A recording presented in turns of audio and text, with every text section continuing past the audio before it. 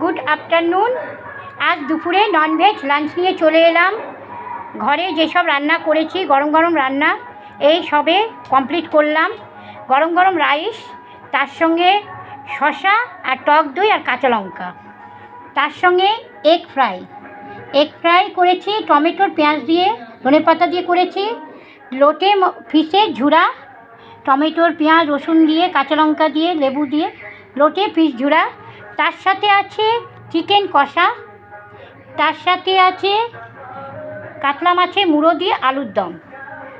Tasty, spicy, সুস্বাদু আজ দুপুরে ননভেজ রান্না।